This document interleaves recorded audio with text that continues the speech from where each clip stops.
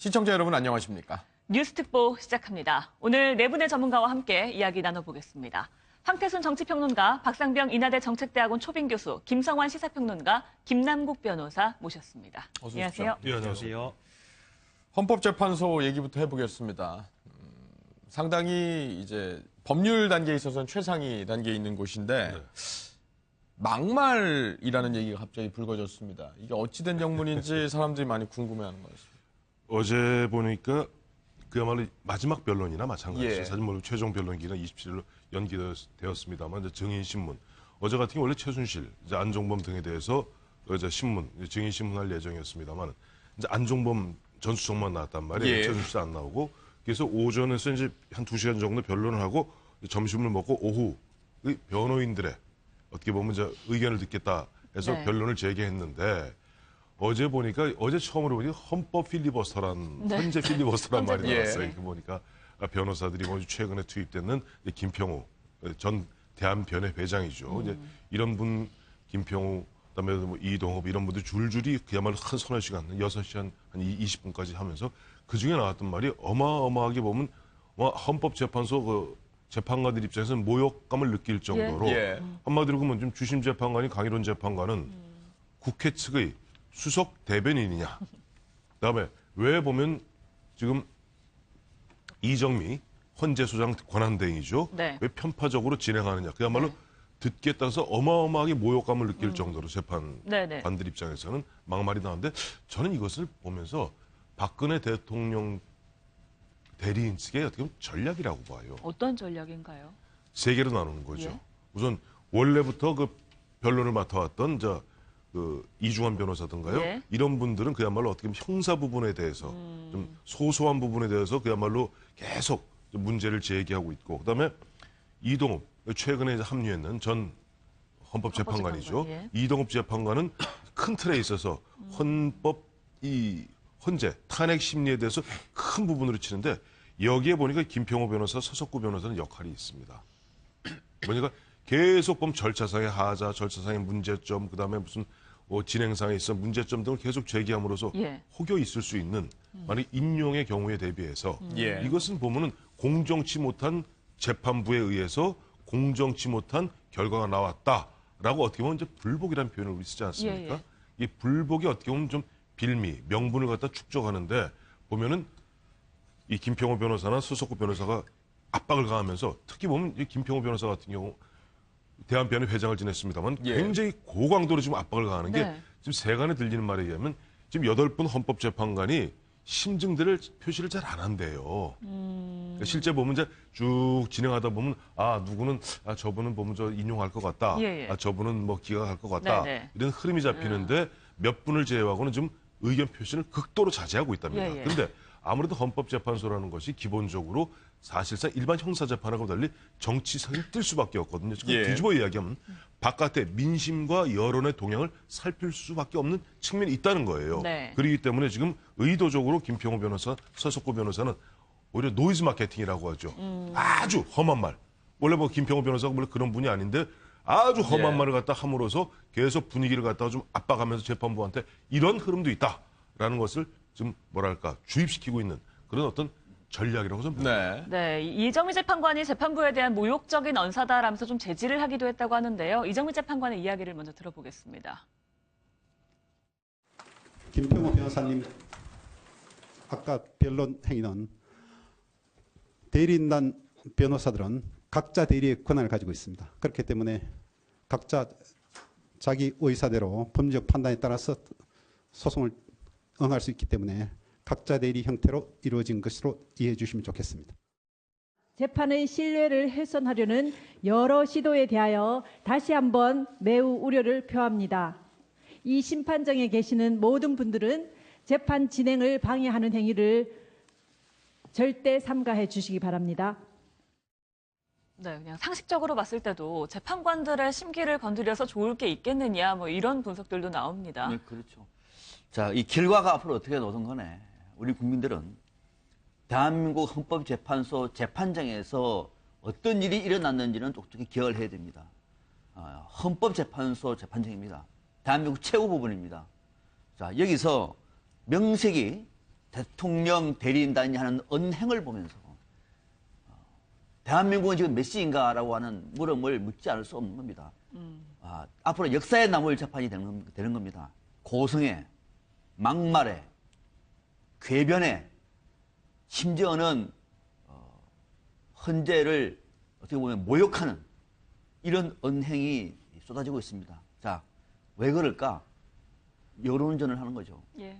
여론전을 통해서 헌재를 나쁜 것으로 반대로 몰아내면은 심판에 반대하는 사람들이 뭉치지 않겠습니까? 이를 통해 가지고 우리가 뭉치면은 탄핵 찬성 집회와 맞물려서 대충돌이 일어날 수가 있다. 자, 어떻게 할래?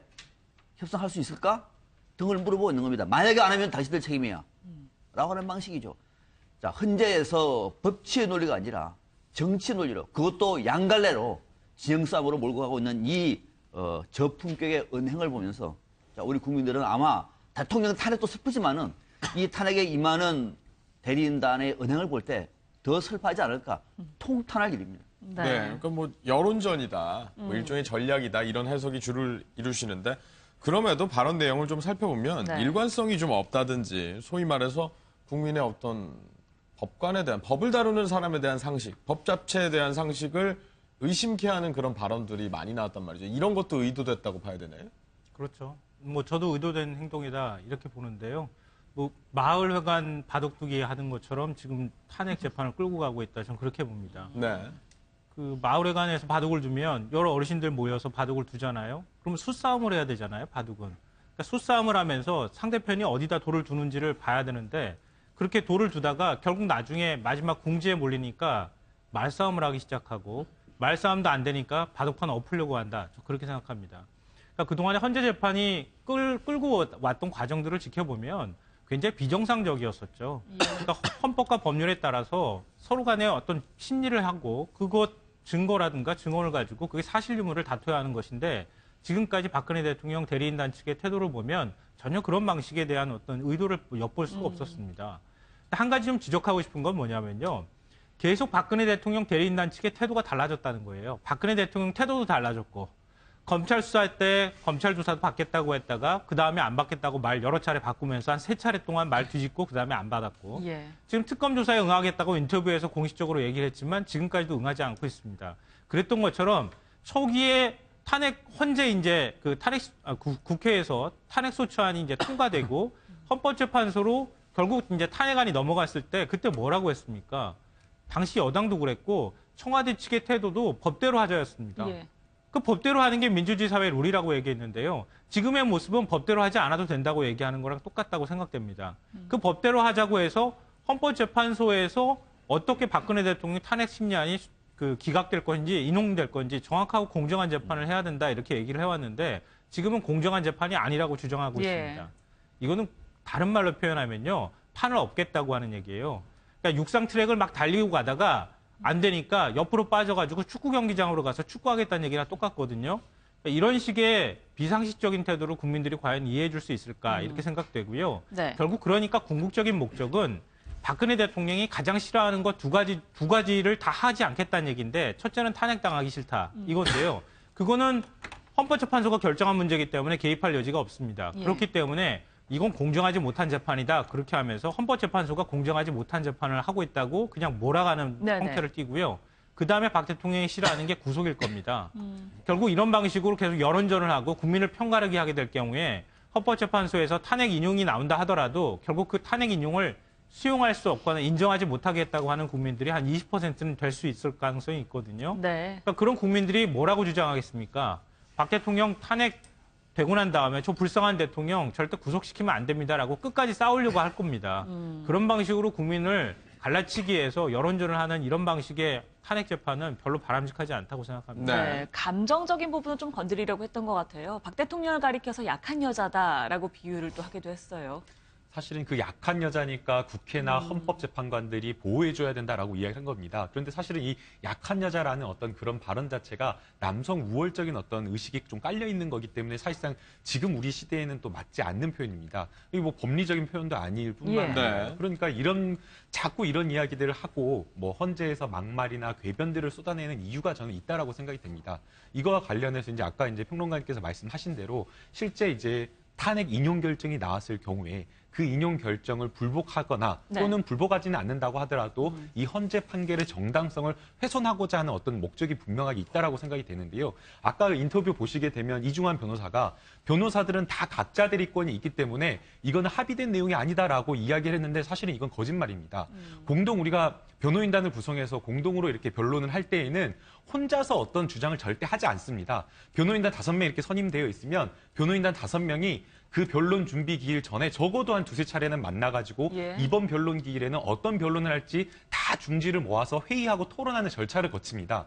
그런데 지금 저렇게 이야기를 했다라고 하는 것, 그러니까 뭐 저거는 뭐 일탈 개인의 어떤 뭐 변론에 의한 것이고 우리 예. 어떤 전체 변호인단의 의견이 아니다라는 것처럼 이야기를 하는데 그거는 명백하게 거짓말이라고 이야기를 하고 싶고요. 네. 그다음 이제 또 두 번째는 사실은 이거와 관련돼서 과연 박근혜 대통령의 양해나 동의가 없었겠느냐? 예. 변호인들이 변론을 할 때 그냥 막 마음대로 본인 하고 싶은 대로 할 수가 없습니다. 예컨대 형사 절차나 뭐 형사 공판기일 전이나 아니면은 뭐 민사 변론기일 전에 다 준비 서면을 한 3-4일 전에 만들어가지고 의뢰인들한테 다 보내줍니다. 보내주면서 아 이러이러한 이번 준비 기일에는 이러이러한 내용으로 주장 변론을 할 거다. 거기에 대한 의견 있느냐? 다 의뢰인들한테도 의견을 구하고 동의를 구합니다. 역시 이것도 마찬가지로 이동욱 재판관이든 김평우 변호사든 변론기일 하기 전에 나는 이번 변론기일에 이런 변론 내용으로 준비를 할 것이다라고 아마 박근혜 대통령이 적어도 이야기는 했을 겁니다.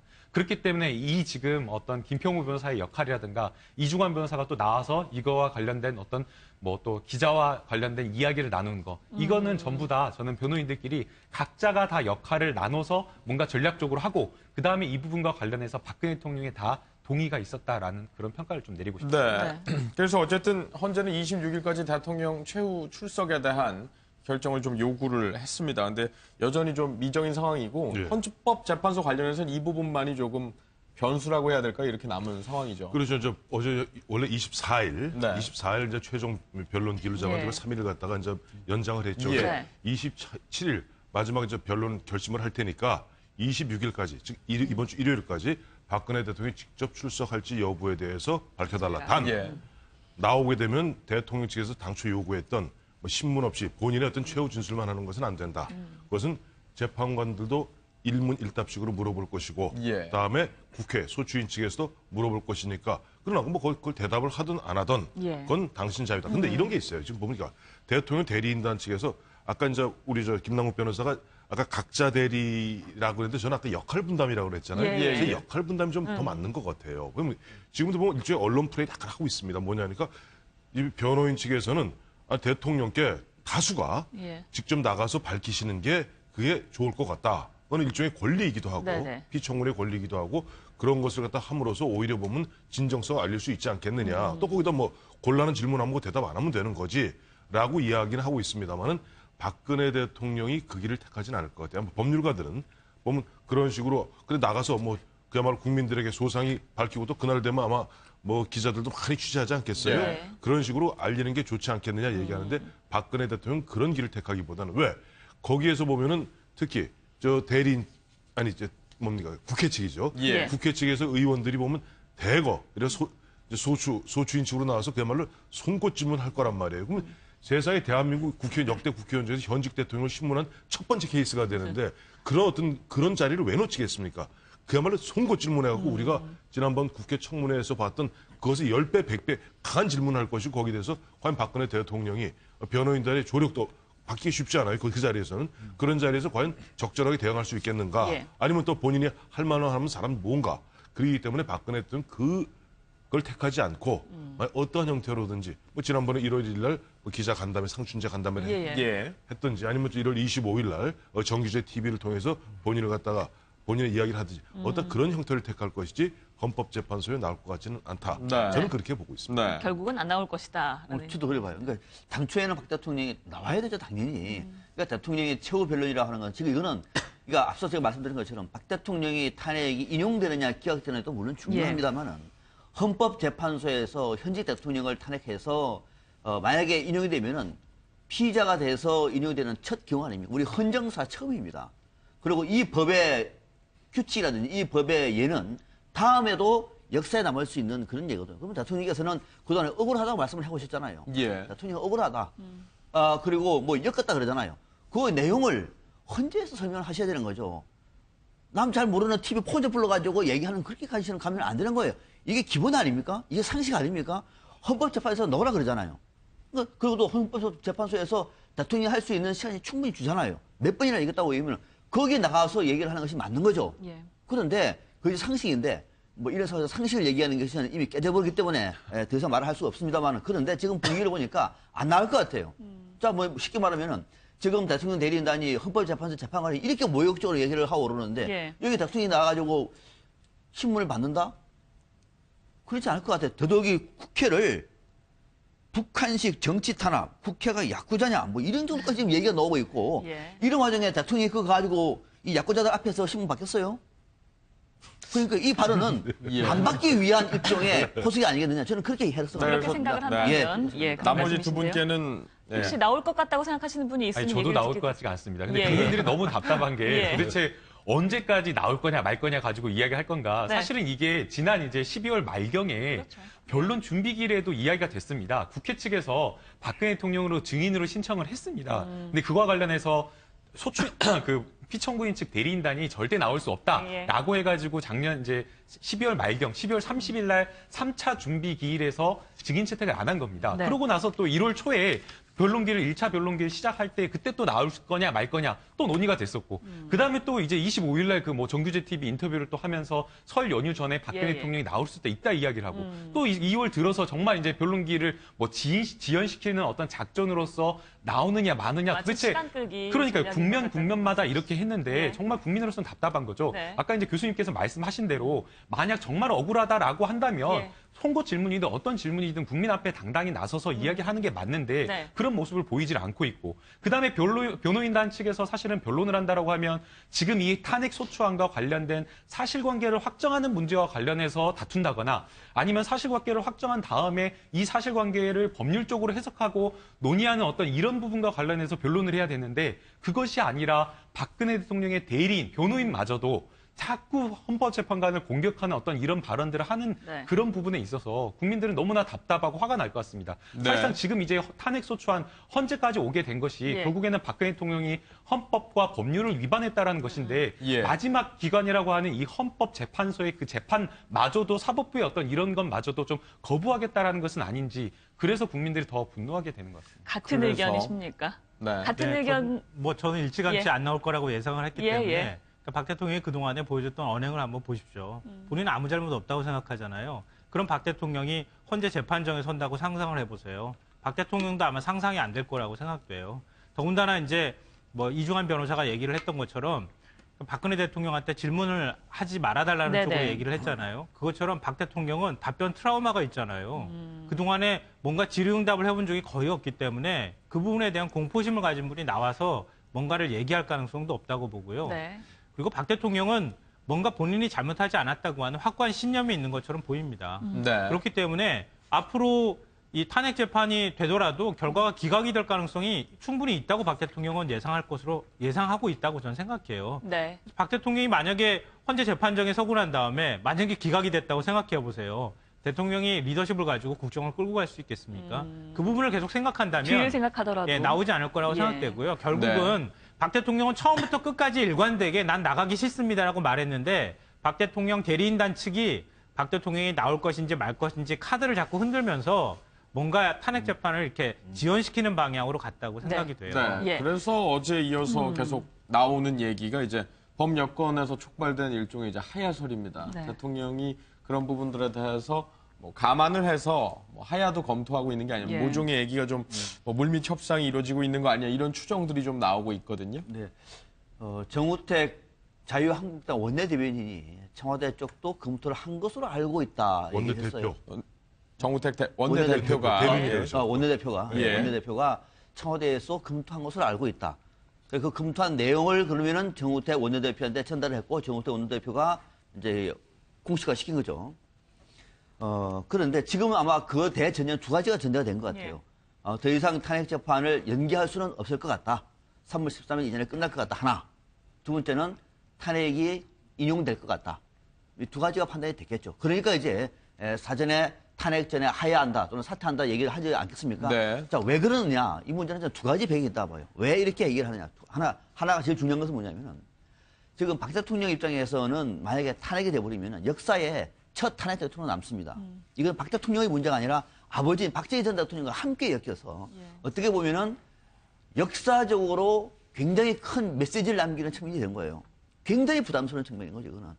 뭐 하야라 해서 별거 다르냐. 그러나 엄장히 말하면 하야와 탄핵은 좀 다릅니다. 네. 그래서 이거 탄핵만큼은 펴보자라고 하는 생각이 첫 번째 있는 것 같고 두 번째는 탄핵이 돼버리면 박 대통령을 지지했던 사람들도 탄핵됐네. 헌재인데 국민들까지도 헌재를 비판할 수 없잖아요. 끝났구나. 이렇게 할 수가 있지만 하야가 됐다고 얘기하면은 우리 대통령께서는 결국은 우리를 위해서 눈물을 흘리면서 하야를 하셨구나. 똘똘 뭉쳐서 우리가 대통령님을 지켜드리겠습니다. 대통령 선거네요. 열심히 모아서 대통령이 누구를 지지하십니까?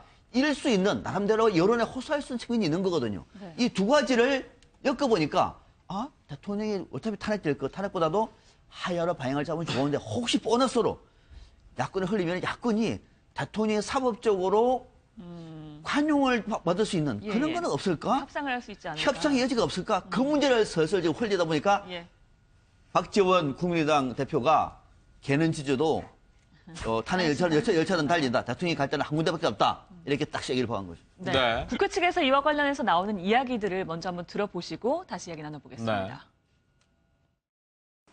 제가 소치원에서 판단해 볼 때 피청구인의 변호인단의 시나리오의 클라이맥스는 선고 하루나 이틀 전에 헌재의 탄핵 인용 결정을 피하기 위하여 대통령이 하야하는 시나리오로 이어질 것 같다는 느낌이 듭니다.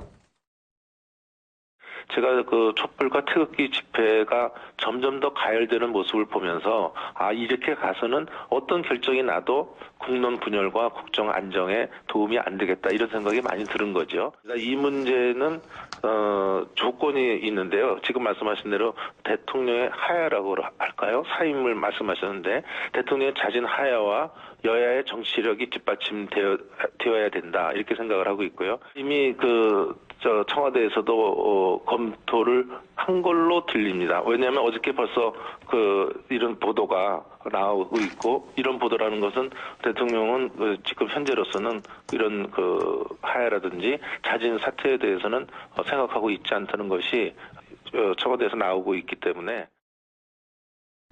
저는 자진 하야가 해법이라고 볼 수는 없고요. 예. 그것은 대통령이 어떤 판단을 내릴지 모르겠는데 예. 그러한 부분들까지도 가정을 해놓고 우리가 준비를 해야 된다는 얘기입니다. 어떤 상황이든 간에 헌법재판소의 판결은 이루어져야 되고 예. 또 그것이 이루어지지 않을 상황이라고 하더라도 사법적 결과는 봐야 된다. 저는 그렇게 봅니다.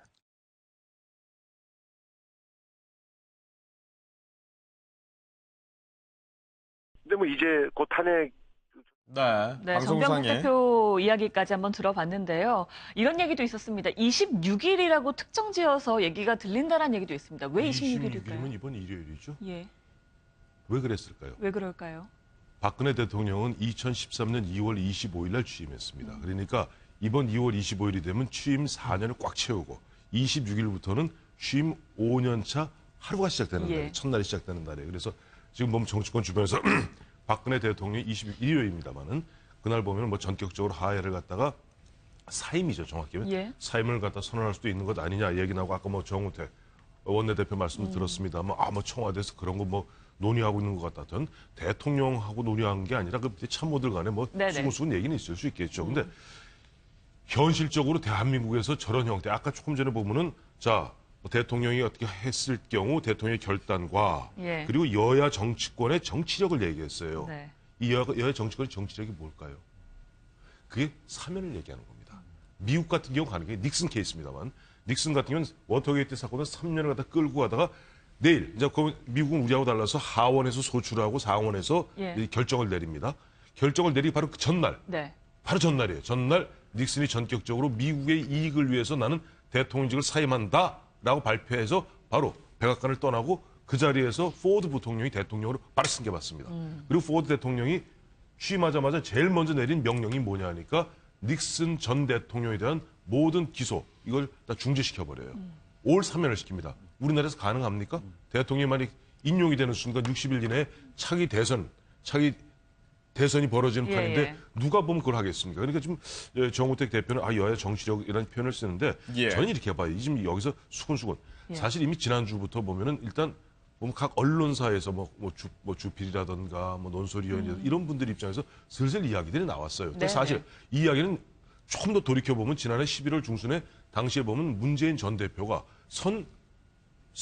사퇴 선언 후 사퇴 방안 논의 예, 예. 이 말씀하셨고 또 11월 29일 박근혜 대통령이 3차 대국민 사과 담화 때도 자 국회에서 결정해 주면은 예. 내가 보면 4월 말 조기 사임 6월 중에 대선 얘기를 했었어요. 그렇죠. 근데 이런 것들이 다 묻혀서 이미 12월 9일 날 탄핵 소추가 의결됐던 거 예, 아닙니까? 여기서 슬슬 나오는데 이랬습니다. 여기서 보면 여권에서 지금 이 슬슬 나오는 얘기는 두 가지가 있다고 봐요. 네. 첫째는 하나는 아까 우리 박사님 말씀하신 대로 하야하는 경우는 동정표가 있을 수 있는데 만약에 탄핵 때문에 그야말로 법률적으로 박근혜 대통령과 박근혜 대통령 줬던 뭐 바른정당 현재 나와서 있습니다만 그때는 다 함께 했던 거 아니에요? 바른정당이 됐든 한국당이 됐든 이래 덤터기를 쓴다. 여기에 대해서 어떻게 될지 모르는 두려움이 있는 겁니다. 그래서 한번 빼보자는 거고 또 하나는 만약에 탄핵이 인용되었을 경우는 이렇게 얘기할 겁니다. 봐라. 박근혜 대통령 지난해에도 그 정치적으로 좀 해결하자 그러는데 끝내 가서 국회를 끌고 가서 탄핵 소추를 하더니 이제 보면 이렇게 좀 정치적으로 풀 수 있는 문제를 갖고 기어코 광장이어서 친 거 아니냐, 즉 잘라낸 거 아니냐 이런 식으로 하면서 보수를 결집할 수 있는 어떤 뭐 명분을 갖다 축적하는 거예요. 그래서 이렇게 얘기되고 있습니다. 결론적으로 말씀드려서 박근혜 대통령이 중간에 사임할 가능성은 저는 앞서 우리 김성환 평론가 말씀대로 본인은 보면 죄가 없다고 확신하고 있는 듯 보이기 때문에 저는 중도 사임은 가능성은 거의 제로에 네. 가깝다고 생각합니다. 예. 네. 자, 이제 대통령의 주변에 있던 사람들, 그러니까 충신이라고 불렸던 사람들이 뒤늦게 좀 후회를 하는 모습들을 보이고 있습니다. 안종범 전 수석 같은 경우에는 이번 재판에서도 대통령 지시에 순응하는 차원에서 나름대로 판단을 하지 못한 측면이 있다라면서 후회하는 기색을 내비쳤고요. 정호성 전 비서관 역시 충성심은 보였지만 결국 모두 대통령이 시켜서 한 일이라고 진술을 해왔죠. 이와 관련해서 좀 얘기를 나눠보겠습니다. 네. 이제 뒤늦게 후회를 하고 있다고 보면 될까요? 뒤늦게 저는 그렇게 봅니다. 안종범 전 수석은 학자 출신이기 때문에 네. 정치권의 치열한 어떤 이 권력의 생태에 대해서 본인은 그 나름대로는 아마 잠시 망가했을 것 같아요. 대통령 청와 대통령실의 수석으로서 대통령이 예. 지시사항이니까 또 이것이 이렇게 문제가 커지리라고는 좀 몰랐다고 봅니다. 그러니까 본인은 일을 하면서도 이것이 좋은 일이 아니다. 그러니까 온당한 일이 아니라고 하면서 분명히 알았겠죠. 예. 그럼에도 불구하고 대통령의 지시였으니까 했는데 이제 보니까 이미 엎질러진 물이고 자신의 녹취록뿐만 아니라 수첩에 다 나왔다고 얘기하면 예. 그거 쓴 거 다 거짓말로 썼다고 얘기할 수 없는 것 아닙니까? 그러면 이 상황 속에서 이제는 또 실질적으로 대통령이 지시를 한 것이고 그러면 이 판에서 할 수 있는 얘기는 뭐냐면은 자신은 속죄도 하고 또 관련된 내용을 진실을 밝히고 어차피 대통령은 탄핵 쪽으로 가고 있으니까 예, 예. 자신이 여기서 나름대로 할 수 있는 얘기는 진실을 밝히는 것이 옳겠다라고 저는 판단했을 것 같아요. 네. 그러면서 약간은 후회, 약간은 좀 억울 뭐 이런 것들이 섞여서 나름대로 지금 협조를 하는 그런 국민이 아니겠느냐 이렇게 보는 거죠. 네. 근데 뭐 이 발언들을 뭐 액면 그대로 다 받아들일 수 네. 있을지도 조금 뭐 의문이 듭니다. 네, 저도 뭐 그렇게 생각합니다. 그러니까 다산 정약용 선생이 목민심서에 썼던 글귀가 생각이 나는데요. 이 간언하는 사람은 배신하지 않지만 아첨하는 사람은 배신한다. 이렇게 있습니다. 그러니까 아첨했던 사람들이거든요. 굳이 따져서 얘기를 하자면 네. 그러니까 박근혜 대통령과 관련해서 그동안에 뭐 국정농단이 있었든 아니든 간에 중간에서 박 대통령 지시를 충실히 따르고 이행했던 사람들이에요. 만약에 그때 간언했더라면 지금 같은 사태가 벌어지지 않았을 수도 있거든요. 저는 어쩔 수 없었습니다. 그 시스템 안에 들어가 있었기 때문에 대통령의 명령을 거부할 수 없었습니다라고 네. 말하는 거는 앞으로도 우리나라의 모든 사람들이 똑같은 핑계를 댈 수 있는 명분을 주는 거라고 생각합니다. 그걸 과감하게 거부할 수 있는 사람, 그리고 그 거부하다가 안 되면은 사표를 낼 줄 아는 사람, 그런 사람이 청와대에 들어가야 되는 거 아닌가요? 그거 충실히 이행하고 난 다음에 나중에 결국 쇠고랑 차고 나서 아니 제가 한 게 아니고요. 대통령이 지시한 겁니다. 이렇게 말하는 사람들이 소위 위정자라고 해서 청와대 들어가서 떵떵거리고 살았다는 것 자체가 좀 슬픈 일이라고 생각되고요. 네. 그렇기 때문에 앞서 말씀드렸던 것처럼 지금 저들이 보이는 그 말이라든가 행태는 그러니까 국민들한테 설득력이 전혀 없다고 보고 결국 자기 혼자 살겠다고 하는 얘기이거나 아니면 박근혜 대통령은 어차피 이 형사소치를 받지 않기 때문에 박 대통령과 관련돼서는 어떤 얘기를 해도 예. 나는 면피를 해도 박 대통령은 뭐 기소로 안 당할 수 있는 상황이니까 난 괜찮다. 이런 식의 예. 어떤 사고방식을 하는 거 아닌가. 좀 안타깝습니다. 지켜보는 입장에서는. 네, 네. 그 말씀을 바로 이어서 이제 법적으로 여쭤보면 우병우 전 수석도 그렇고 결국엔 다 대통령이 시켜서 했다는 거잖아요. 네. 그러면 뭐 형량이랄지 이런 부분을 감안하고 말하는 게 아니냐 이런 생각이 안 들 수 없거든요. 뭐 양형에 있어서는 적극적으로 본인이 주도했느냐 아니면은 그냥 박근혜 대통령의 지시에 의해서 그냥 가담한 정도냐. 또 사실은 박근혜 대통령이라고 하면은 사실은 청와대 내에서 뭐 우병우 수석 같은 경우에는 대통령이 법이라고 했죠. 법이다라고 이야기할 정도이기 네. 때문에 만약 그렇다라고 한다면 이런 어떤 사정 등을 고려한다면 양형에 있어서는 어느 정도 고려가 될 것으로 생각이 됩니다. 네. 아마 이런 것들도 전부 다 포함해서 이야기한 발언이라고 생각이 되고요. 그러나 어떻든 이런 어떤 주변의 어떤 박근혜 대통령의 측근들이 예. 박근혜 대통령을 소위 말하는 배신을 함으로써 예. 박근혜 대통령의 혐의는 훨씬 더 강해졌다라고 생각이 됩니다. 사실은 2월 3일 날 박근혜 대통령은 뭐 공무상 기밀 유출과 관련해서 나는 그냥 정호성 비서관에게 최순실 씨 의견만 정도 들어보라고 그랬지 문건을 구체적으로 하나하나 이렇게 넘겨가지고 그거를 전달하라고 한 적은 없었다. 예. 그러니까 나는 공무상 기밀을 유출하라고 한 적은 없었다라고 이야기를 했는데 정호성 비서관은 전혀 다른 이야기를 또 했습니다. 사실은 뭐 문건 하나하나 포괄적으로 박근혜 대통령이 다 이렇게 최순실 씨에게 물어보라고 했기 때문에 사실상 이거와 관련해서 박근혜 대통령과 완전히 배치되는 또 이야기를 한 겁니다. 예. 또 그 다음에 국정농단 뭐 인사 개입과 관련해서도 역시 우병우 전 민정수석도 나는 그냥 가교 역할을 할 수밖에 네. 없었다. 박근혜 대통령이 뭐 지시한 거는 그냥 내가 밑으로 내린 거고 시키는 것만 했다는 그렇죠. 거죠. 밑에서 올라온 것도 위에 보고했다. 즉 밑에서 올라온 거 위로 보고했다라는 말은 무슨 말이겠습니까? 이 모든 국정농단 사태와 관련해서 박근혜 대통령이 다 알고 있었다라는 걸 이야기를 하는 겁니다. 네. 뭐 이런 것들을 다 보게 되면 결국에는 다 박근혜 대통령의 어떤 지시라든가 아니면 박근혜 대통령의 혐의라든가 이런 것들을 강화하고 오히려 더 박근혜 대통령이 불리한 것을 좀 이야기했다라고 좀 평가할 수 있습니다. 예. 저는 문고리 3인방이 그냥 박 대통령의 지시를 따르고 다른 데서 뭐 최순실 씨랑 협의해봐라, 서로 논의해봐라라고 얘기했던 걸 충실히 따랐습니다. 이런 얘기하는 거는 일면 이해가 돼요. 왜냐하면 박 대통령 제일 지근거리에서 모시는 사람으로 비서잖아요. 그야말로 말대로. 네. 근데 우병우 전 민정수석 같은 사람이 그렇게 말하는 거는 도저히 이해가 안 돼요. 왜냐하면 우리나라 사정기관을 총괄하는 사람이잖아요. 모든 중요한 가치 있는 정보들, 또 감찰과 관련돼 있는 정보들이 민정수석실로 다 들어가서 민정수석이 대통령한테 보고하고 대통령을 직접 독대할 수 있는 몇 안 되는 사람 중에 한 명이었다고 얘기하잖아요. 근데 민정수석이 그러면은 올라오는 보고를 그냥 문서 정리해가지고 대통령님 여기 이런 거 왔습니다. 이렇게 올리는 사람이 민정수석인가요? 그거는 행정관 정도가 해야 되는 거 아닌가요? 수석이면 판단을 했을 거 아니겠어요. 그 중간에 인사검증 자료 올라오면 그중에서 추려내가지고 이 사람은 이런 부분 때문에 문제가 있습니다. 이건 만약에 이렇게 될 경우에 이대로 인사를 강행하시면 문제가 될 소지가 있습니다. 이렇게 말했을 거 아니에요. 그런데 판단을 안 했다는 거 아닙니까? 근데 판단 안 하고 올라왔어? 그리고 그냥 대통령한테 드렸다? 어느 국민이 이 말을 믿겠습니까? 조금 딴지그런 얘기하면 예. 우병우 전 수석도 판단했습니다. 어떤 판단했어요? 우병우 전 수석은 판단 안 했겠습니까? 명단이 올라오면은 이거 누가 올린 거냐? 저기 최순실 측에서 그냥 넘기죠 이렇게. 그 자체가 판단이다. 판단하는 거죠 그러면. 그러고 난 다음에 이거는 또 어디서 온 거죠? 이거는 내가 모르는 건데 넘기고. 그러니까 저는 이런 식으로 했다. 네. 왜 이럴 수밖에 없었던 것이 뭐냐면 제가 비난한 것이 아니라 이럴 수밖에 없었던 것이 우병우 전 수석이 어떻게 청와대 들어갔습니까? 어떤 인간관계로 엄청나게 포위가 돼 있던 거예요. 그러니까 이런 사람을 청와대로 출전한 것 자체가 문제가 된 건데 지금에 와가지고 그 얘기 할 수는 없는 것이고 우병우 전 수석은 자신이 그 청와대에 들어가서 할 수 있었던 역할의 분위기를 보고 네. 보통 사람이 아니잖아요. 눈빛 보니까 분위기 파악 잘 하고 할 것 같잖아요. 딱 분위기 파악을 보니까 여기는 박 대통령이 법이고 법과 비슷한 사람이 한 사람이 있고 나머지는 다 아니야. 그러면 그 입장에 따라서 충실히 따르는 것이 우병우 전 수석한테 되는 살길이고 출세길이라고 판단했겠죠. 예. 저는 그렇게 봅니다. 네. 나쁜 뜻으로. 네, 이런 발언들의 모든 정황들은 결국엔 대통령을 향하고 있습니다. 김영수 전 포레카 대표나 차은택 씨의 재판에서 연결고리는 대통령밖에, 최순실과 안정모의 연결고리는 대통령밖에 없다라든지, 포레카 인수가 무산돼서 VIP한테 많이 혼났다라든지. 많이 혼났다는 예. 이야기를 얘기를 들었다. 들었다. 뭐 이런 얘기인데 우선 그 앞서 이제 우리 우병우 전 수석에 뭐 대해서 연결해서 첨언하시고요. 이렇게 네. 연결할게요. 우병우 전 수석이 그 아예 판단 안 한 거 아니에요. 우리가 예. 최근에 보도된 바에 따르면 그러잖아요. 갑자기 보면 그 이철성 경찰청장 후보자 예. 그 부분에 대해서 민정에서 태클을 걸어갖고 네. 최순실이 누군가한테 막 화를 내면서 예. 왜 안 되느냐. 그게 누군지는 모르지만. 누군진 예. 모르지만은 막 화를 내면서 왜 이철성 청장이 안 되느냐라고 화를 냈다는 그 보도가 있는 것을 보면은 뭐 우병우 민정수석실에서 판단 안 한 건 아닌데 다만 예.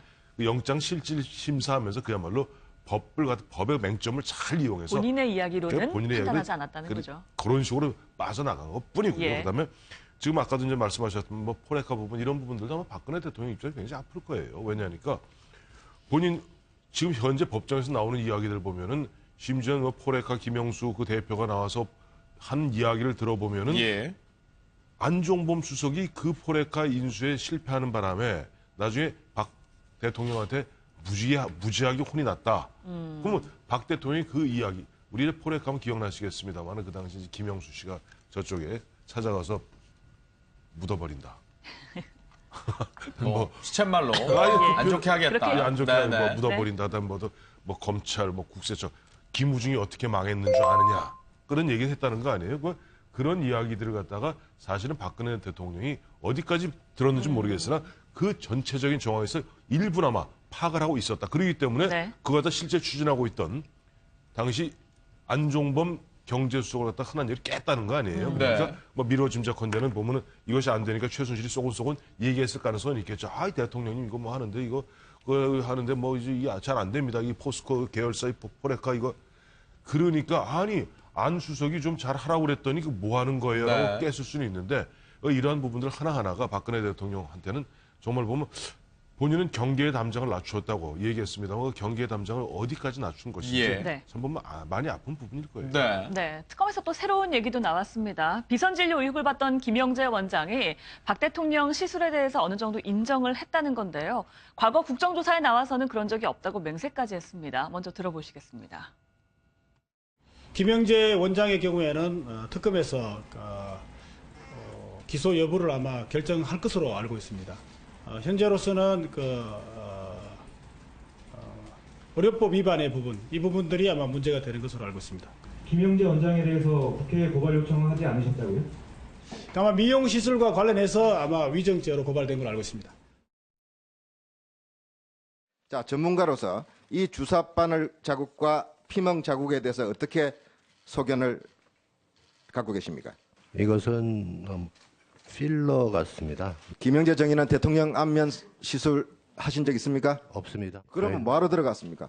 전화가 왔을 때 이쪽 그 흉터가 있었습니다. 네. 거기에 대해서 자꾸 이게 좀 감각이 좀 없어지면서 좀 경련이 일어난다고 그래서 저 한번 봐달라고 해서 들어갔습니다. 피부 트러블이라든지 아니면 순번 갔다 와서 그 좀 이렇게 부으실 때 그때 갑자기 연락을 받고 들어간 적은 있습니다.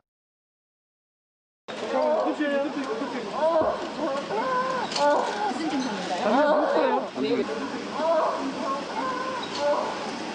거울 상태는 좀 괜찮으시죠? 상태 어떠십니까? 좀 어제 박 대통령 시술 잠깐 갈게요. 갑시다. 하고 아니면 김 원장하고 저희 직원 구속한다고 그랬습니다.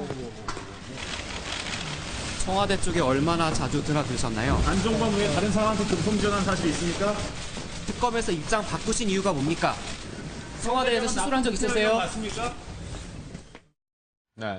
네, 김영재 원장과 박채윤 씨의 모습을 한번 봤는데요. 김영재 원장이 과거 국정조사에서 시술한 적이 없다라고 얘기한 것에 대해서는 결국 위증죄가 되는 건가요? 네, 이 부분과 관련해서 명백하게 위증죄가 될 것 네. 같습니다. 안민석 의원도 한 5차례 물으면서 예. 실제 들어간 적 있냐, 들어가서 시술한 적 있냐 그랬는데 시술한 적 없다라고 했고 심지어는 또 이만희 의원이 물어볼 때는 맹세할 수 있냐라고 했는데 네라고 아주 단호하게 이야기를 한 걸 보면 예. 이 위증죄와 관련된 처벌은 피할 수 없을 것으로 생각이 듭니다. 그런데 이제 이 위증죄보다 더 지금 심각한 네네. 죄목이 추가될 수가 있는데요. 뇌물죄가 하나 더 고려가 될 수가 있습니다. 예, 예. 지금 김영재 원장 같은 경우에는 박근혜 대통령의 미용 시술을 했다라고 했는데 이 부분과 관련해서 돈을 받았는지 여부가 조금 확인되지 않고 있습니다. 예. 이게 왜 합리적인 의심이냐면 과거에 박근혜 대통령이 가방이라든지 뭐 의상이라든지 이런 것들을 뭐 최순실 씨를 통해서 고영태 씨에게 뭔가 이렇게 제작을 의뢰했다라고 했는데 이 부분과 관련해서 박근혜 대통령이 직접적으로 고영태 씨에게 의상실에게 돈을 주지 않고 최순실 씨가 지불을 했다라고 해서 사실은 이거와 관련돼서 뇌물죄와 논란이 됐는데 이 역시도 마찬가지로 그냥 박근혜 대통령이 이 비용, 뭐 미용시술 비용과 관련해서 구체적으로 지불을 하지 않았다라고 한다면 뇌물죄가 추가가 될 수가 있는 겁니다. 그리고 또 하나 또 문제가 될 수 있는 부분이 있는데요. 박채윤 씨가 지금 기소가 되었는데 그 금액 자체가 한 4,700만 원 정도로 되어 있습니다. 이 뇌물죄를 받은 사람이 안종범 전 수석인데 사실상 이 박채윤 씨 같은 경우에는 뭐 로비라고 해야 될까요? 로비를 굉장히 광범위하게 잘한 사람으로 알려져 있습니다. 안종범 전 수석뿐만 아니라 뭐 그 밑에 있는 뭐 다른 어떤 비서관들에게 그렇죠. 현금을 직접 지불을 하려고 했다가 또 실패한 경험이 있기 때문에 과연 이 사람이 박근혜 대통령을 만난 자리에서 박근혜 대통령에게는 또 선물을 하지 않았겠느냐? 그렇다라고 한다면 이것도 역시 뇌물죄가 될 수 있는 겁니다. 추정해 본다면요. 그렇죠. 왜냐하면 실제 이 뭐 김영재 원장이나 박지원 씨 같은 경우에는 정부로부터 굉장히 많은 혜택을 받았습니다. 뭐 YJ콥스 같은 경우에는 설립된 지 얼마 되지가 않았는데도 불구하고 무려 15억이라고 하는 뭐 R&D 지원을 받기도 했고 또 그다음에 이분들이 뭐 해외 순방하는데 또 박근혜 대통령을 따라가기도 했고 여러 가지 어떤 의혹들이 있기 때문에 오히려 위증죄는 명백하지만 위증죄보다 더 중요한 거는 뇌물죄와 관련된 수사가 더 추가될 수 있다라고 생각이 됩니다. 위증죄, 뇌물죄에 대한 분석을 김남국 변호사께서 해주셨는데 또 다른 갈래를 또 하나 짚어보면 대통령 시술을 인정했단 말이죠. 뭐 의료법 위반 뭐 이런 거야 뭐 쉽게 따져볼 수 있는 부분이고 결국에는 그렇다면 계속 끊임없이 제기돼 왔던 세월호 7시간에 김영재 원장이 어느 정도 관여됐느냐 이 부분에 대해서 한번 살펴볼 필요도 있는 것 같아요. 합리적 의심을 할 수밖에 없는 상황이에요. 왜냐하면은 그동안에 뇌물죄 부분에 대한 얘기는 방금 전에도 나왔던 것처럼 다 있었잖아요. 그리고 인정도 했었고 본인은 오히려 안종범 수석이 요구해서 준 것처럼 이렇게 또 해명도 하기도 했었고 이제 그렇게 했는데 왜 비선 진료만큼은 그렇게 끝까지 감추려고 했느냐. 그리고 이제 특검에 나올 때도 앞서 이제 화면에서 잠깐 나왔던 것처럼 비선 진료를 자꾸 인정하라고 한다. 아니면 구속시킨다고 한다, 남편을. 뭐 이런 식의 얘기를 하잖아요. 왜 여기에 이렇게 집착했을까? 이런 생각을 안 할 수가 없잖아요.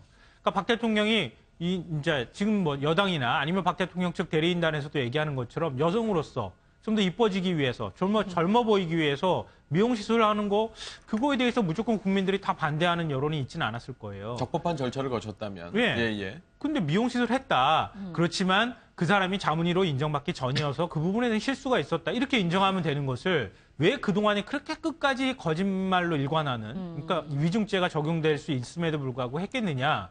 이걸 생각을 안 할 수가 없는 거예요. 그러니까 국민들은 세월호 7시간하고도 관련이 있겠구나. 아침에 대통령이 제대로 일어나지도 못한 거 아니야? 이렇게 생각할 수밖에 없는 그런 정황을 그 국민들이 의심하는 게 아니라 자신들 스스로가 만들어줬다고 생각해요. 세월호 7시간 문제는 그렇습니다. 당초 보면은 탄핵 소추안을 갖다 만들 때 당시 여당 내부에서도 탄핵 소추에 보면 찬동하는 의원들이 꽤 많지 않았어요. 그런 분위기에서도 마지막까지 밀고 당겼던 부분이 세월호 7시간 부분입니다. 왜? 야당도 처음부터 넣었던 건 아니에요. 야당도 보면은 이 탄핵 소추안을 만들면서 이른바 광장의 민심 중에서도 이제 보면 특히 광화문에 보면 그 세월호 유가족들 뭐 그 관련 단체들이 있지 않습니까? 그쪽에서 이제 강하게 요구하기 시작합니다. 그러면서 처음엔 이걸 넣느냐 마느냐 갖고 야당 내부에서 약간 혼선이 있었고 여야 협상 과정에서도 마지막까지 이것이 뭐 일종의 쟁점이 되었습니다. 근데 이거죠. 세월호 7시간 동안 아까 조금 전에 김성환 평론가 말씀하신 대로 2014년 4월 16일 그날 박근혜 대통령 7시간 동안 그야말로 아무것도 한 거 없이 그 아무것도 한 거 없는 그 이유가 그것이 예를 들어서 시술이었다면은 만약 그렇다면요? 이거는 도덕성의 문제, 어마어마한 도덕성의 문제가 됩니다. 그렇기 때문에 어떻게 보면은 이 부분에 대해서는 계속 집요하리만큼 추궁을 했던 것이고 이번 특검에서 발표한 게 저 아까 이규철 특검보도 그 어젠가요? 나와서 세월호 7시간에 대해서는 크게 진전된 것이 없다라고 얘기하고 있는데 그럼에도 불구하고 또 보면 아까 보면 이 김영재 원장 같은 경우 당초는 한 번도 시술한 적이 없는데 알고 봤더니 한 서너 차례 청와대 들어가서 필라, 보톡스 시술이 있었다면 그날이 4월 16일일 수도 있는 것 아니냐. 그러면 또 무슨 얘기가 될 수 있을까요? 특검에서는? 무슨 얘기? 특검 연장 얘기를 할 수가 있죠. 특검 연장. 왜가 이 보면 지금 사실 특검에서도 물론 분위기엔 특검도 많이 지쳐 있더라고요. 특검도 사실 휴일도 없이 그동안 계속 이랬으니까요. 거의 2달 반을 달려왔으니 사람들 파김치가 돼 있는 분위기래요. 분위기인데도 불구하고 그러나 당초 특검이 왜 발족했습니까? 박근혜 대통령 탄핵 소추하고 이 탄핵 소추에 맞춰서 사실 쌍둥이로 출발한 게 특검이란 말이에요. 근데 박근혜 대통령에 대해서는 지금 이른바 대면 조사도 청와대 압수수색도 안 된 상태에서 다시 일반 검찰로 그냥 넘겨야 될 판이거든요. 그런 부분에서 특검 입장에서는 사실 이번 25일까지는 어쨌든 보면 이러저러한 미진한 부분들이 있기 때문에 반드시 특검을 연장해야 되겠습니다. 조금 전에 보니까 아마 여야 4당 저 대표 회담에서는 아마 그 좀 불발된 모양이죠. 네, 합의가 일단은 무산된 걸로 저희가 자막으로 전해드렸는데. 네, 오늘 10시부터 정세균 국회의장을 여야 4당 원내대표가 방문을 해서 결국 법안의 직권 상정을 조금 논의를 했지만 합의는 불발된 것 같습니다. 근데 여전히 지금 대통령 대면 조사도 못한 상황이기 때문에 특히 지금 얘기해왔던 세월호 관련해서 의문점을 풀려면 박 대통령 대면 조사 꼭 필요한 거 아니겠습니까? 그렇죠. 필요하죠. 그러니까 지금 특검도 대면 조사 없이 청와대 압수수색 없이 세월호 7시간을 규명하기는 어려운 거죠. 그거는 뭐 그림을 그릴 수밖에 없는 것이고. 자, 지금 정치권에서는 아마 직권상정 문제를 얘기하고 있는데 이거는 여야 협의가 없으면 사실 어렵습니다. 현실적으로 인정할 수밖에 없는 문제인데 저는 지금도 궁금한 것이 우리가 이제 대통령이 앞서 김영재 원장도 필러 시술이라고 그러죠. 그걸 했느냐 안 했느냐 그렇게 저는 관심 없어요. 저는 할 수 있다고 봅니다. 대통령도 또 치료받을 수 있는 것이고 피부 미백도 저는 필요하다고 봅니다. 소통한 절차를 거쳤다면. 자, 중요한 거는 뭐냐면 그게 아니었으니까. 공식 절차도 중요하고요. 더 중요한 거는 이 문제를 가지고 거짓말을 할 수 있다는 거예요. 거짓말을. 그러니까 대통령이 이 문제와 관련해서 그 중요한 시점에 대통령께서는 뭘 하셨느냐 할 때 정상적인 업무를 했다고 얘기하면 저는 이게 더 심각한 문제예요. 정상적인 보고를 하고 난 다음에 5시 15분에 가가지고 아이들 구명조끼를 입었다는 그 얘기 할 수가 있는 것이 아니잖아요. 그러니까 국민의 눈높이에서 볼 때 이 정도 하면은 대통령이 다 구해내라. 그런 얘기를 하는 것이 아니잖아요. 대통령은 어떻게 보고를 받았습니까? 보고를 잘못 받았다고 얘기하면 보고를 잘못한 사람한테 문책을 해야 되는 거죠. 또 한계가 대통령이 다 알았음에도 불구하고 이런 한계가 있으면 앞으로는 그런 일이 없도록 그 한계를 보완해야 되는 것이죠. 그래서 대통령이 진실을 밝히는 것인데 그것이 아니라면서 지금. 그러면 대통령이 뭘 하셨느냐고요. 그걸 묻는 건데 대통령은 정상이 업무를 했다. 그러니까 일지를 내놔봐라 그러면은. 일지도 보니까 또 띄엄띄엄 성의 없이 내놨다. 알 수가 없는 거거든요. 또 하나가 그때 당시에 대통령이 4월 16일을 전후로 해서 대통령 얼굴에 이 멍자국이 달라 보이잖아요. 국민들이 봤잖아요. 4월 15일에는 얼굴이 깨끗한데 4월 17일 날 진도 팽목항 갔을 때는 얼굴에 멍자국이 있었습니다. 그럼 그 전에 무슨 일이 있었느냐? 바로 4월 15일 날 밤부터 4월 16일 날 4월 17일 새벽까지 궁금하잖아요. 그러니까 그런 것에 대해서는 깔끔하게 정리해보면 끝날 문제가 그것이 아니다 보니까 계속 합리적인 의심을 하는 것이고 더 중요한 거는 이 논쟁이 한참 있을 때 당사자인 김영재 원장이 국회에서 뻔뻔하게 거짓말하는 겁니다. 자, 우리 사회의 의료인들, 지식인들이라고 하는 것 사실 수준 한번 봐보세요. 그때 이제는 와가지고 특검에서 이제는 소나기 지나갔는데 진실을 밝혀야지 하고 얘기한 겁니까? 그때 그 상황 속에서는 뻔뻔하게 거짓말 다 하고 난 다음에 이제 와가지고 얘기하는 거는 국회에서 반드시 엄정한 처벌을 해야 됩니다. 이번 사안이 가장 중요한 문제는 뭐냐면요. 우리나라 국가 최고 권력이 공백 상태에 빠졌을 수도 있었다는 거예요. 그러니까 세월호 7시간 문제뿐만 아니라 대통령이 1분 1초라도 비워서는 안 되는 대한민국이 잠깐이나마 공백 상태에 빠졌을 가능성이 높다는 걸 얘기해 주는 거란 말입니다. 왜냐하면은요. 대통령은 언제 무슨 사태가 발생할지 모르기 때문에 늘 대기해야 되는 사람입니다. 밤에 잠자다가도 전화 오면 전화 받고요. 그다음에 어디 나가서 회의할 때 해외 순방 나가가지고 외국 정상과 정상회담 할 때도 아베하고 트럼프도 마찬가지였잖아요. 국가에서 무슨 일이 생기거나 국제 외교적으로 무슨 일이 생기면 바로바로 참모들한테 보고를 받잖아요. 그럴 위치에 있는 게 대통령이에요. 그런데 박 대통령이 필러 시술을 받든 어떻게 하든 간에 잠깐 그 사이가 공백이 된 거예요. 그럼 정상적인 국정 시스템이 운영이 되면 박근혜 대통령은 알려줬어야 해요. 누구한테까지. 그러니까 국가안보실장이든 누구한테 얘기하고 잠깐 몸이 안 좋으니 대통령이 가지고 있는 군 통수권이나 이걸 잠깐 위임한다. 라든가 이런 절차가 있어야 하는 거예요. 근데 그런 절차를 취했다고 하는 그 근거나 아니면은 그런 주장을 들어본 바가 없습니다, 이번에.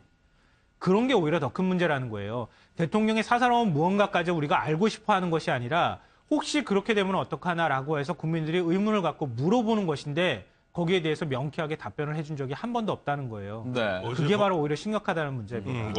어제 자칫 잘못하면 오해가 있을 수 있으니까 지금 우리가 대전제를 갖지 대전제를 마치 4월 16일 날 박근혜 대통령이 수술을 받았다는 그 전제 아직 그걸 얘기하면 모르는 곤란할 수 그렇게 있어요. 전제한 적은 예. 없습니다. 예. 그렇게 이런 게 의문을 품을 수 있다는 근데 상황이라는 어제 거죠. 맞아 그 부분에 네. 대해서 아까 이제 앞서 세 분 말씀하셨던 네. 부분에 대해서 맞아 어제 재판정에서도 그것이 쟁점이 되었었어요. 예. 그러니까 뭐 김평호 변호사, 이동욱 변호사 그 변호사를 예. 쭉 얘기하는 가운데 아니 지금 왜 재판부는 10분 단위로 내라 그러느냐. 예. 10분 단위로. 그러니까 좀 7시간에 대해서 그동안 박근혜 대통령이 1월 10일 날 네. 한번 냈거든요. 그 예. 보면 뭐 그동안 뭐 이렇게 됐다 보고를 어떤 식으로 받았다라는 얘기를. 냈다 네. 쭉 있습니다. 그걸 정리해서 냈는데 마치 10분 단위로 네. 어제 딱 그 변호사 표현이 그거예요. 10분 단위로 좀 내라 그러는데 이것이 이게 바로 공정한 재판 진행이냐. 예. 당신들은 무슨 예단을 갖고 10분 단위 이게 무슨 뭐 흔히 얘기하는 무슨 뭡니까 무슨 근로자도 아니고 그 10분 단위로 난 뭐 했음 이걸 내라는 게 말이 되느냐라고 어제 그 얘기했던 부분들도 예. 바로 이제 이 사안을 바라보는 데 있어서 자 그러면 대통령이 과연 10분 단위로 그러면 체크해서 내가 뭐 10시 10분에는 뭐였고 10시 20분에는 뭐였고 10시 예. 30분에 뭐 이렇게 일찍 쓸 수 있는 부분이냐. 예. 또 아까 우리 뭐 세 분 말씀 중에는 그러나 저도 그렇게 봐요. 대원칙은 왜 어떤 시스템이 어떻게 잘못 작동되었길래 네. 그 시점에 보면 오전에도 보면 계속 보면 방송이 나가고 예. 이렇게 등등등 돼 있는데 그렇게 만연하게 의문이 드는 건 사실이란 말씀이시죠? 사실이지만은 예. 그렇다고 그래서 그것이 뭐 10분 단위로라고 이야기하면서 짐짓 보면 그동안 어떻게 특검이 보면은 아까도 뭐 박채윤 씨 얘기 나왔습니다만은 실제로 보면 그 세월호 7시간 얘들 평상시에 비선 피치 이게 쟁점이 아니었던 거예요. 특검에서 4월 16일 날 저 김영재 본인은 그날 갔다 골프 치러 갔다는 거 아니에요. 예. 그러니까 골프 치러 갔는데 올 때 갈 때 뭐 요금이 다르고 어쩌고저쩌고 그것이 이미 청문회에서 얘기 나왔던 것이고 특검에서 포커스를 맞췄습니다만은 아직까지 보면은 거기에 대해서는 어떻게 소기의 성과를 거두지 못한 것이 특검의 입장이고 네. 그러다 보니 어떻게 보면 저런 부분들이 슬쩍슬쩍 나오면서 제가 거듭 말씀드리면 특검 입장에서는 특검 연장을 위한 어떻게 보면 조금 중요한 어떤 뭐 단서라, 네. 뭐 지렛대 이런 걸 쓰려는 것이 아닌가 저는 그렇게 네, 보여요. 김남국 변호사께 여쭤보고 이제 마무리 짓죠. 특검 얘기는 특검의 그러면 이제 성과 지금까지 뭐 특별한 얘기가 없었다. 그래서 연장한다라는 얘기로도 쓰일 수 있지만 지금까지 어떤 성과를 조금 점검을 해본다면 그래서 또 뭐 특검 연장이 필요하다 어쩌다 이런 의견을 제시해 주셔도 되고요. 네. 사실 특검을 시작을 할 때 가장 이제 중요했던 수사는 결국에는 박근혜 대통령에 대한 수사라고 볼 수가 있습니다.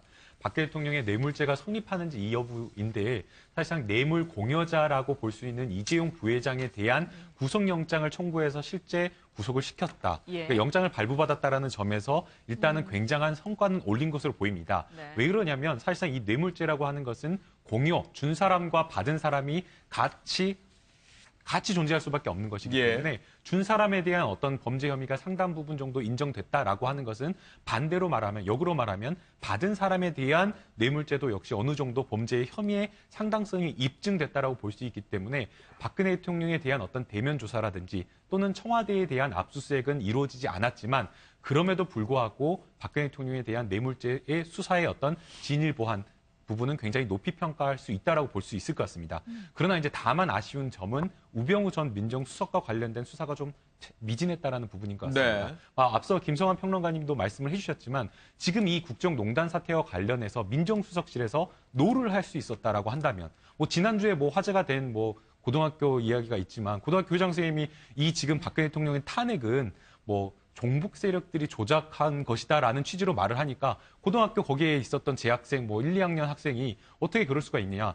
지금 이게 탄핵이라고 하는 것은 법치주의와 헌법을 수호하기 위한 절차인데 어떻게 정치적인 중립을 지켜야 되는 선생님이 그럴 수 있냐라고 당당하게 이야기한 게 화제가 되지 않았습니까? 마찬가지로 우병우 민정수석이 법조인이니까 민정수석의 역할로서 충실히 다해서 이것을 막았다라고 한다면 지금까지 이런 어떤 사태가 오지 않았을 텐데 그런 부분에 있어서 뭐 직무유기라든지 또는 직권남용이라든지 이 부분에 대한 수사가 이루어지지 않았기 때문에 네. 조금 그 부분은 미안으로 남지 않나 그렇게 평가할 수 있습니다. 네. 네. 정치권 얘기로 넘어가 보겠습니다. 네, 정치권에서는 지금 한 얼마 전까지만 해도 이야기가 안 오르던 홍준표 지사의 몸값이 좀 오르는 분위기입니다.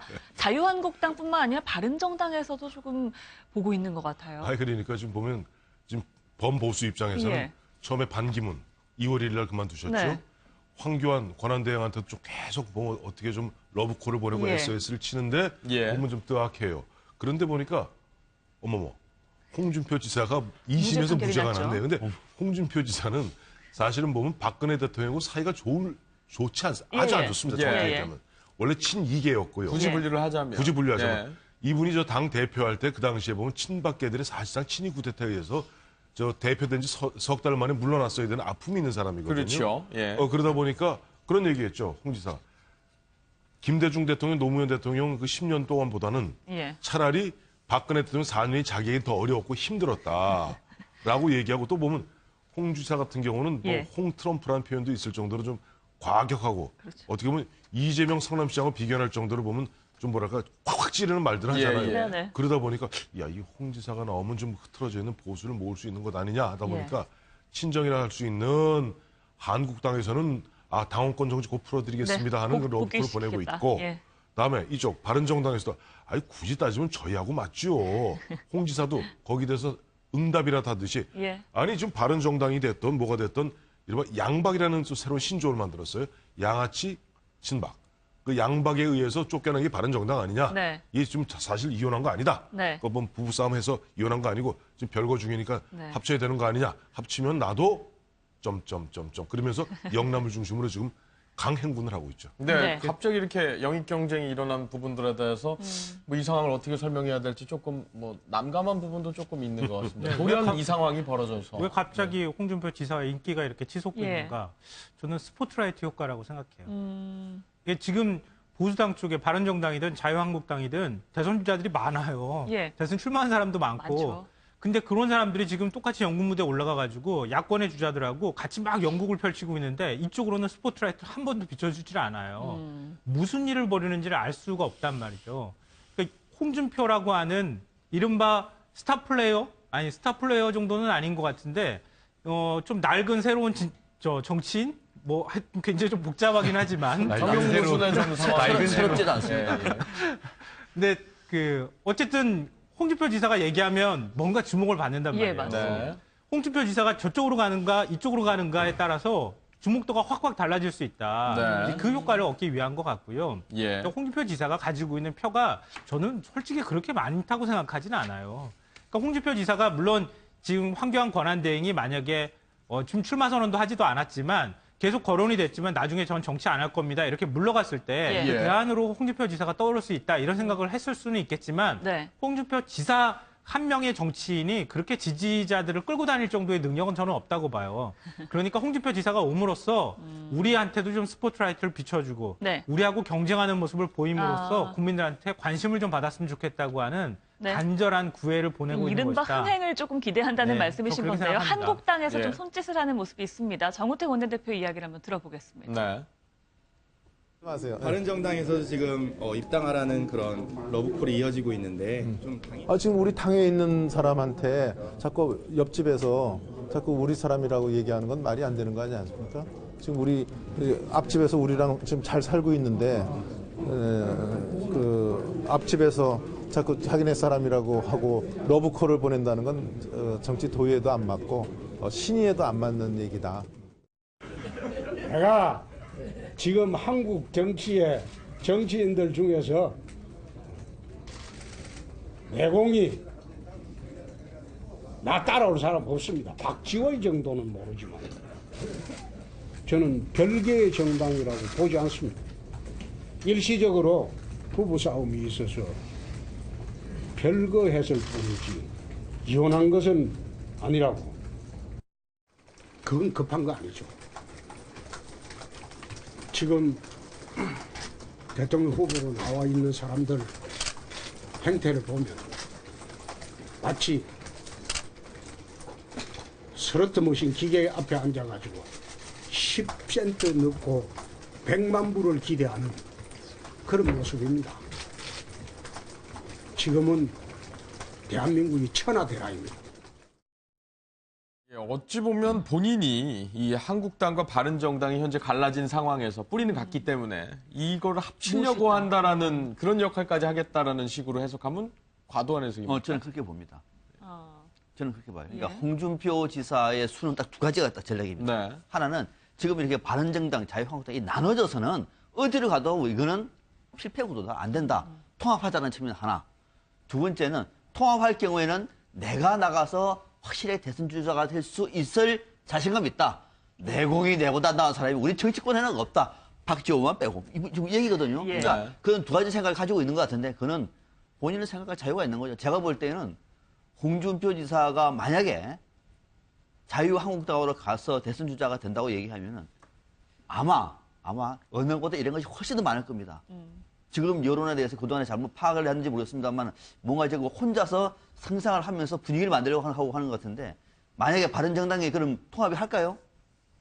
그것도 좀 불가능합니다. 그러니까는 예. 판단을 빨리 하셔야 되는 것이지 이걸 통합을 해가지고 내가 첫째 다 하면은 또 본선에서도 그거는 머리도 너무 먼 그림을 그리고 있다는 생각이 듭니다. 본인은 굉장히 기세등등하신데 여기 이게 평가가 너무 좀 사실은 박해서 뭐 국민들을 보면 이제 무죄를 선고받아서 기세가 등등하다라고 생각하실지 모르는데요. 그 관련해서 에피소드가 하나 있습니다. 이제 예? 기자들 단톡방이 있는데 네. 홍준표 진사가 선고한 한 달 전부터 이미 본인들의 측근들을 모아놓고 이런 이야기를 했답니다. 나는 이번 2심에서 무죄를 받는다. 그러고 나는 이 보수 진영의 대선 후보가 될 것이다. 나밖에 없다. 라는 이야기를 했답니다. 그래서 이제 저희 이제 기자들 단톡방에서는 뭐 다들 뭐 말도 안 된다. 왜냐하면 사실은 형사재판에서 1심에서 유죄가 나왔는데 항소심에서 무죄로 바꿔주는 경우가 사실은 많지도 않거니와 또 사실은 그 단계에서 사실은 1심에서 법정 구속을 면한 것만 해도 본인의 입장에서는 보통 피고인이라고 하면 굉장히 뭔가 위축되고 떨 수밖에 없는데 이미 그 선고 한 달 전부터 본인의 무죄 확신을 하면서 또 그 무죄 이후에 본인의 어떤 정치적인 플랜을 그렸다는 거 보면 그 점에서는 조금 어떻게 보면 좀 위인이라고 말하기는 좀 그렇지만 어느 정도 좀 대단한 사람이 아닌가 그런 좀 생각이 드는데요.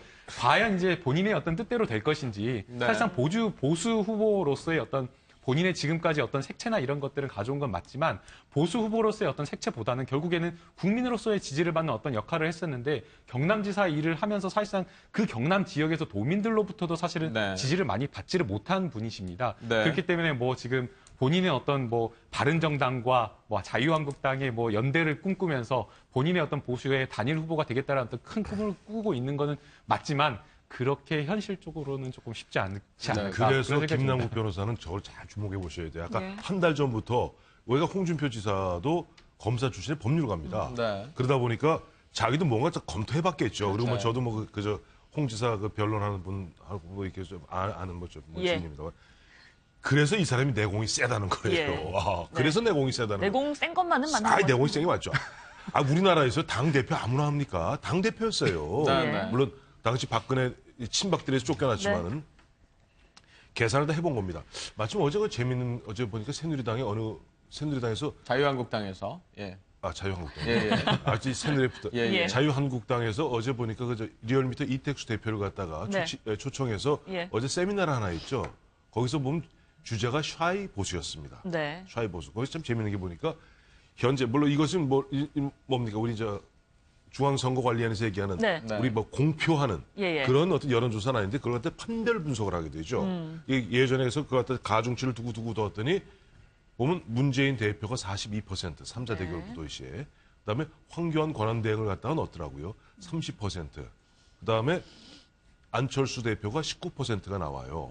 이제 그게 어제 이택순 리얼미터 대표 발표했는데 이거 보면서 저는 현재 보면은 지금 자유한국당 다음에 이 바른정당이 쪼개져 있습니다만은 결국은 한 뿌리이기 때문에 결국 박근혜 대통령이 탄핵이 인용되면 어떠한 형태로든지 후보 단일화가 됐던 뭐 합당이야 다시 쉽지 않겠습니다만은 어떠한 형태로 후보 단일화를 고 이미 바른당 쪽에서 그 얘기는 많이 나오고 있잖아요. 바른정당 쪽에서도 심지어는 국민의당하고도 합쳐야 된다. 이런 식으로 얘기가 되어 있기 때문에 저는 뭐 충분히 그런 가능성은 있다고 보고 홍준표 지사가 갖고 있는 그런 뭐 상품성 이런 것 때문에 좀 황교안 대행이 특별히 입장을 밝히고 있지 않다면은 의외로 홍준표 지사가 실제 가능성도 좀 황 대행 그냥 저 대행만 열심히 하세요. 나머지는 내가 한번 해보겠습니다. 나올 가능성도 배제할 수는 없다고. 균형론적인 입장에서 드디어 좀 후한 평가가 나왔습니다. 아니요, 제가 또 후한 평가 한 번 더 해주고 싶은데요. 왜냐면 너무 박한 평가를 해가지고 또 뭐라고 하시는 분들이 있을 것 같은데. 중립성을 지키기 위해서. 중립성을 지키기 위해서. 그러니까 홍준표 지사는 이미 성공했어요. 이게 어떤 전략이냐면요. 홍준표 지사는 제가 생각컨대 경남지사라고 하는 꼬리표를 빨리 떼고 싶어요. 그게 지금 거추장스러워요, 사실은. 그러니까 경남도에서 그렇게 호의적인 평가를 많이 받지 못한 상황이기도 하고요. 그러니까 홍준표 지사가 꿈꾸는 어떤 큰 꿈을 그리기 위해서는 사실은 이 큰 꿈을 가지고 있는 정치인처럼 국민들한테 비칠 필요가 있다는 거죠. 그런 면에서 이미 경남지사라고 하는 꼬리표보다는 대선 주자로서의 홍준표가 부각되기 시작하는 그 시점부터 홍준표 지사는 국민들한테 점점 전국 정치를 하는 정치인으로 인식이 되기 시작했다는 겁니다. 그런 점에서 홍준표 지사는 이미 성공을 하고 있는 것이다. 그런 평가를 해주고 싶습니다. 바른정당 얘기하고 이제 국민의당 얘기까지 좀 연계해서 봐볼 필요가 있는 것 같습니다. 그러니까 바른정당과 국민의당도 뭔가 모종의 좀 협조를 하지 않겠느냐 이런 전망이 나오고 있어서요. 그 대목은 이제 바른정당에서도 탈당을 하면서 과거에 새누리당에서 탈당할 때부터 그런 전략을 가지고 있었던 것이죠. 그 얘기는 뭐냐면 이런 겁니다. 그러니까 어떻게 보면 바른정당과 국민의당은 같은 숙명을 갖고 있는 거예요. 같은 숙명. 뭐냐면은 기존의 패권 정치에 의해서 희생된 정당 사람들입니다. 그죠? 그러니까 바른정당은 친박 패권에서, 국민의당은 친문 또는 친노 패권에서 밀린. 그래서 그 밖에 나와서 양쪽의 거대 이 패권 세력에 대한 청산에 대한 만큼은 한이 맺히는 사람들이거든요. 이 사람들이 새로운 정치를 만들겠다고 제3지대에 모여 있습니다. 그러면은 연대할 가능성은 충분히 있는 것이고, 이념적인 지형도 국민의당이 다소 중도에서 왼쪽이라고 얘기하면은 바른정당 중도에서 오른쪽이에요. 그러니까 중도의 큰 틀을 아우르면 충분히 같이 하더라도 한 정당 하나의 어떤 그 연합체를 꾸리더라도 별 탓이 없을 뿐만 아니라 더더욱이 최근에 개헌 문제 등이 지금 당장 하지 않는다고 하더라도 앞으로 제7광을 여는 큰 비전 입장에서 양쪽 입장이 크게 다르지가 않아요. 국민의당은 이미 발표를 다 했습니다. 그러면은 앞으로 연장 가능성이 굉장히 높은 거죠. 그때 바른정당에서 박 교수께서 뭐 일종의 좀 세미나, 뭐 바른정당을 두둔하시는 건 아닙니까? 아닙니다. 세미나 하셨는데 그때도 비슷한 말씀하셨습니다. 그때도 이제 당내 상황에 대해서 집권 플랜을 짤 수 있는 정당이다. 그리고 이제 김무성 전 대표의 뭐 향배라든지 당에서 앞으로 어떻게 해야 국민들의 관심을 끌 것인가 등등 얘기를 했는데 좀 유익한 얘기를 저는 뭐 해주고 왔다고 생각합니다. 본인이 그런 문자도 받았습니다. 자화자찬 짧게 시간 짧게 말씀드리면은 이러한 것들이 보면 아까 말씀하셨던 이러한 것들이 얼마 전에 보면은 민주정책연구원에서 보고서가 하나 빠져서 한번 발칵 뒤집어진 적이 있지 않습니까? 이게 문대 반문구도로 갔을 경우는 문재인 대표가 굉장히 위기를 느낄 수 있다. 그런 부분들을 갖다 말씀하시는 것 같아요. 알겠습니다. 저희 오늘 말씀 여기까지 듣겠습니다. 고맙습니다.